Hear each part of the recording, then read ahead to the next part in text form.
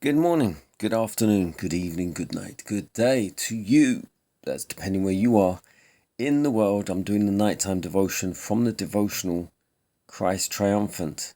The title today: Churches should be suitable dwelling places for God. 2 Samuel 7 verse 2.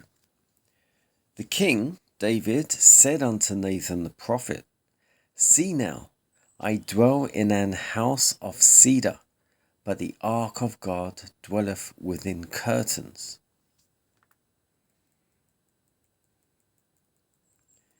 David, while dwelling in his palace of cedar, felt disturbed in his conscience as he considered that there was no suitable dwelling place for the ark of God, which symbolized his presence.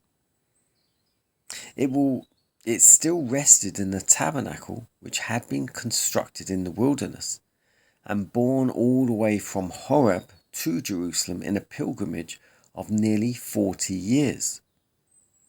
But now the nation had ended their pilgrimage and obtained a permanent location.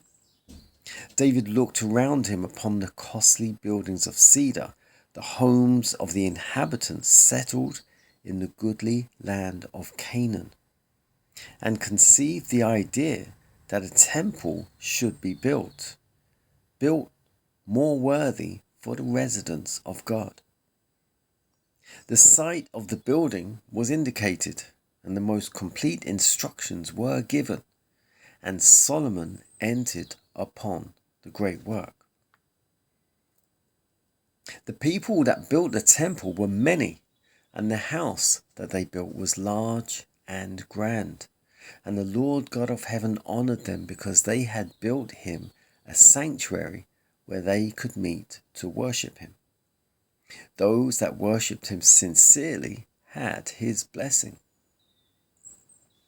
The first tabernacle, built according to God's instructions, was indeed blessed of him.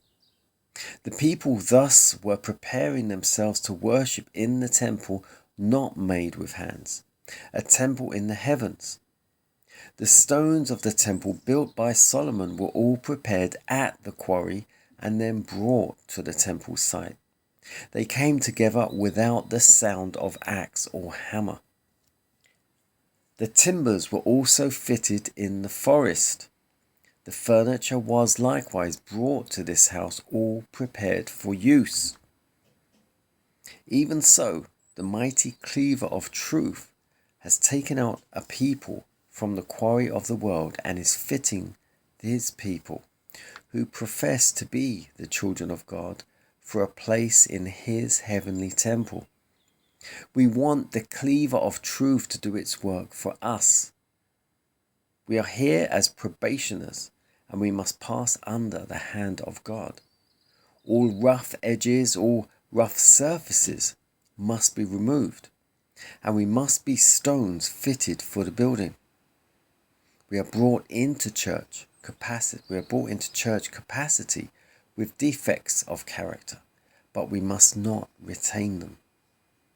We must be fitted and squared for the building. We must be labourers together with God, for we are God's husbandry. We are God's building. In view of this, we must see that the temple is not defiled with sin. We should be lively stones, not dead ones, but live ones that will reflect the image of the Christ. We must be worshippers in spirit and in truth.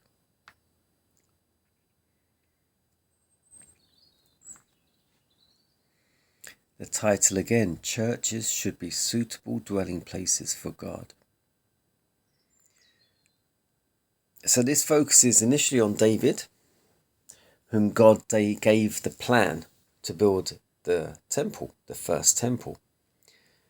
Because David sat back and said, I'm sitting in this grand palace, this house, and my God just sits behind that curtain. So God likes this because he's honouring God. So God gives him a plan to build the temple.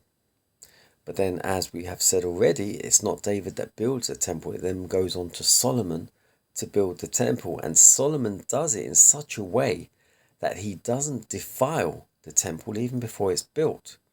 He finds the site, and that site instantly is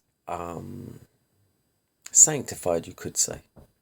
Because what then happens is Solomon prepares all the stones, all the wood, all the timber. The stones are all built and shaped, and everything is done at the quarry. So nothing has to be done on site except they're put together. Much like with the wood, all the logs, everything is done off site.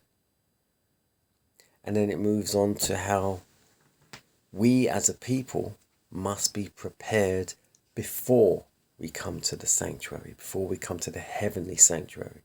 We as a people must be prepared here. This is the quarry. This is where the stones are coming from, this quarry. We are being shaped in this quarry before we go to the heavenly sanctuary.